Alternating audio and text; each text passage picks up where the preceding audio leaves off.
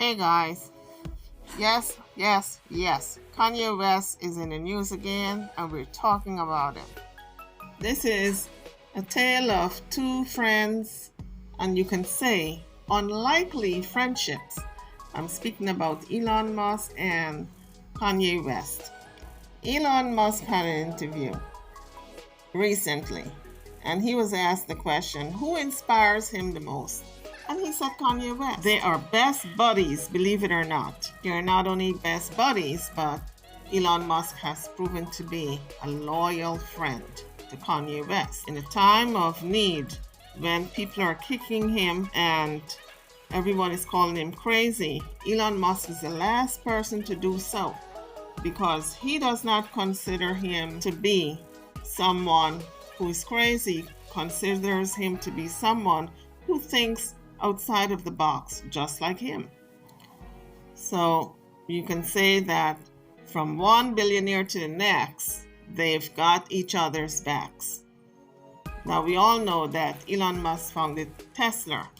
Now his new venture is SpaceX. He's the sole proprietor of Twitter. He bought the company and was operating the company a few days after Kanye was reinstated in Twitter. But I'm sure if Kanye had not been reinstated, he probably would have reinstated him, being that now he's the owner. As he did Donald Trump, he reinstated him.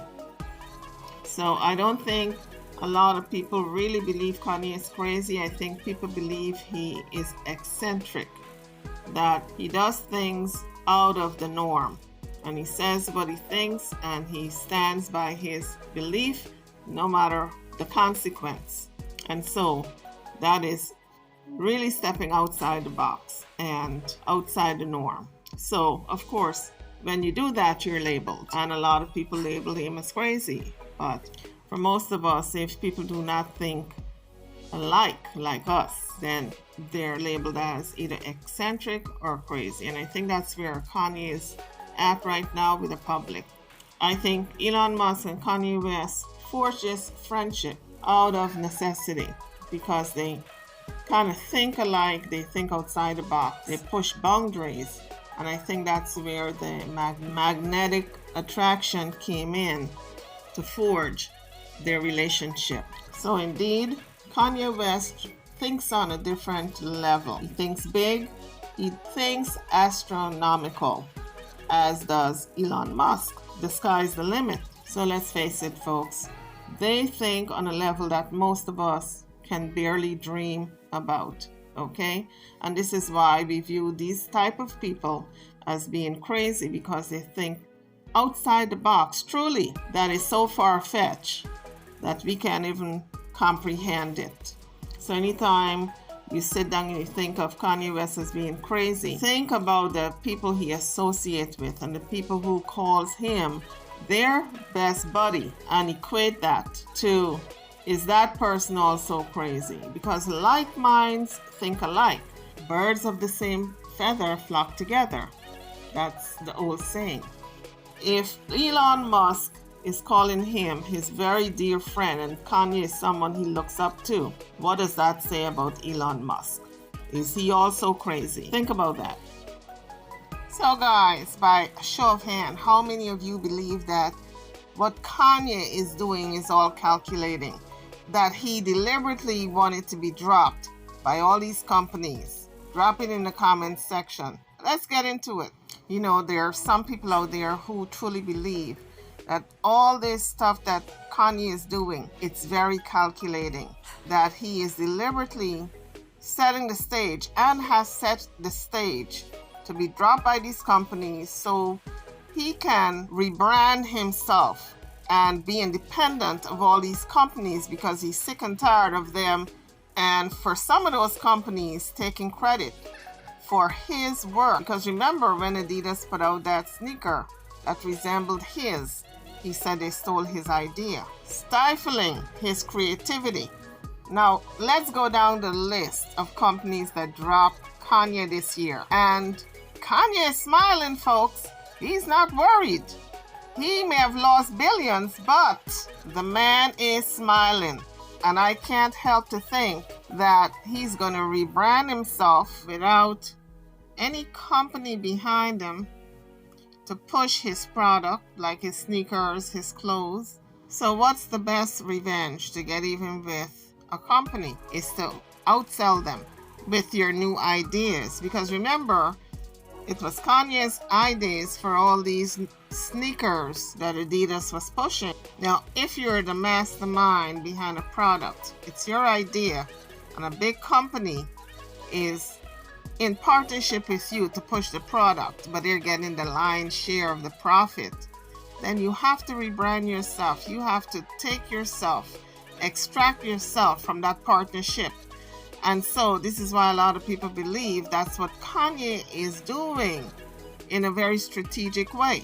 Without him breaking the contract, he's forcing them to break the contract without consequence to him. Now, when a person or a company breaks a contract with you, a signed contract, you can take them to court and you will win. But I haven't heard anything about Kanye filing any lawsuits against these companies for breaking the contract. Why is that, you ask? That's a good question. I'd like to know that also. Because he made it very clear that he's no longer a billionaire because all these companies dropped him. So when he does do it and become a billionaire, again, it will be on his own merit. And he will garner the respect of everyone in the industry, whether it's music, whether it's business, etc. Some people call it ego tripping, while others call it a business play. So let's go down the list of all the companies that dropped him this year. It's sizable. But first, let's talk about his statement about Jewish people. He was accused of making anti-Semitic remarks. And Kanye said, if I did make those remarks, I cannot be anti-Semitic because black people are the original Jews. And so I'm black, so how can I be anti-Semitic against myself, against my own people? So there are people out there who believes Kanye is making moves like a chess player, okay?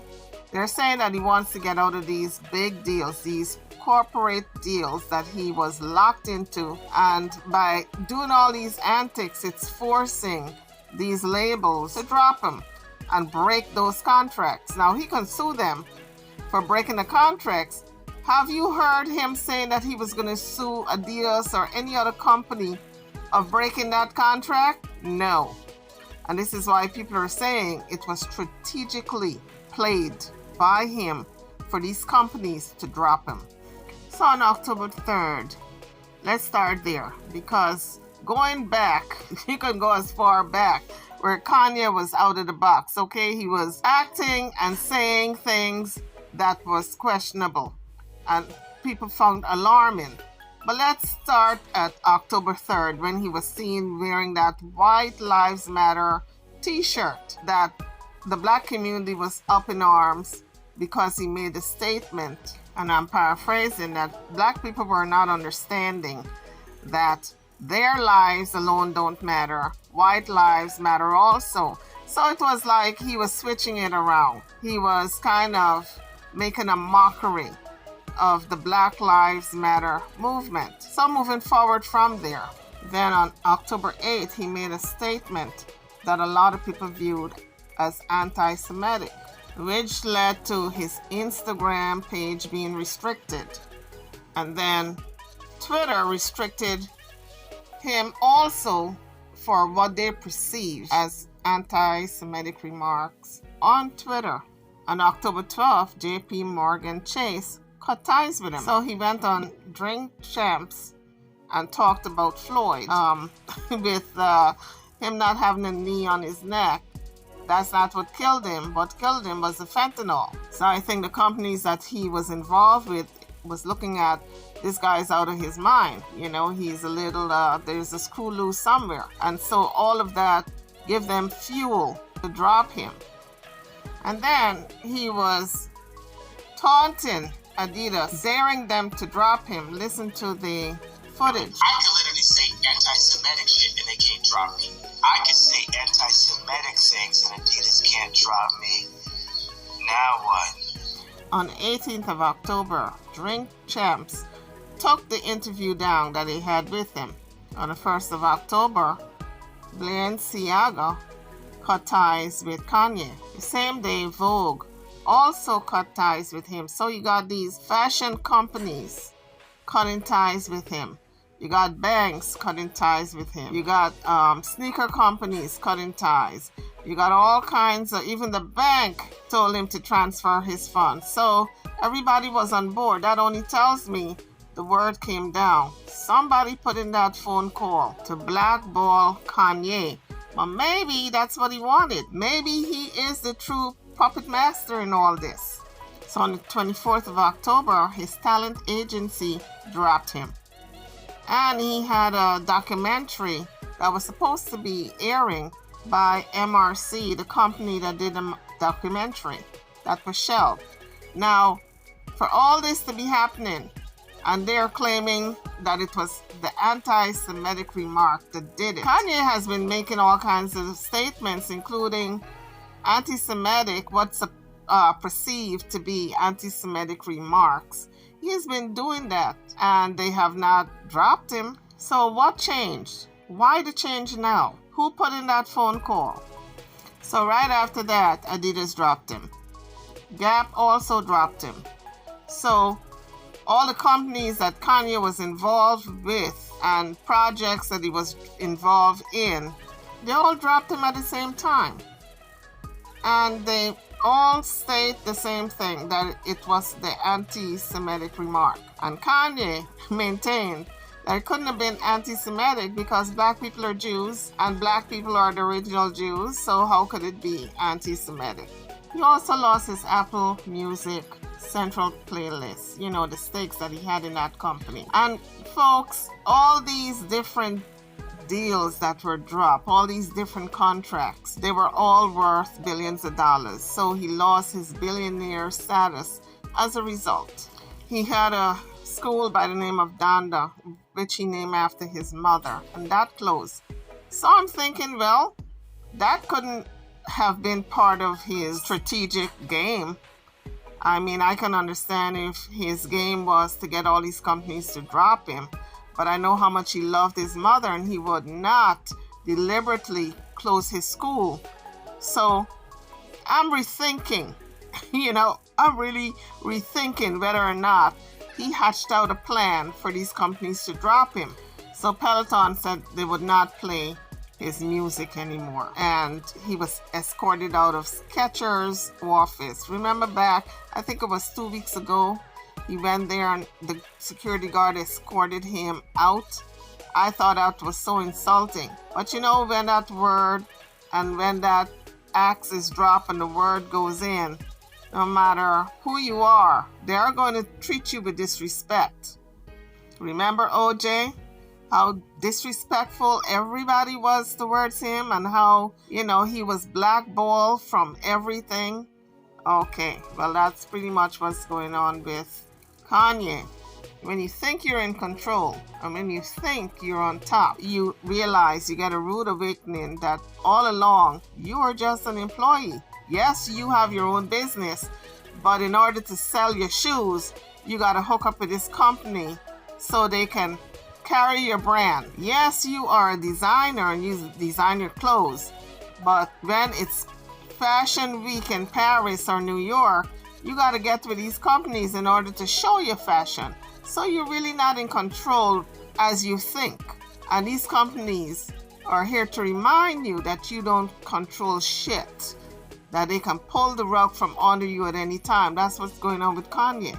So Peloton will not play his music anymore in their workout classes. But do you think all this stuff that's going on stops Kanye from speaking out? No, it didn't put a muzzle on his mouth, okay? As a matter of fact, it only emboldened him to talk more. So this is why a lot of people are saying it was a strategic move to get dropped by all these companies, because he felt as though they were controlling him, and he really wants to be an independent artist in every aspect of his life. And so we are going to monitor the situation. What is Kanye's next move? The takeaway is don't count Kanye West out yet, okay? Because I believe he likes to go challenge. He thrives in the face of adversity, it seems like. So don't count him out. YouTubers, drop in the comments section. What do you guys think about this whole situation with Kanye? I'd love to hear your opinion. I'm over now. Don't forget to like, share, and subscribe to my channel and to this video. Thank you for watching.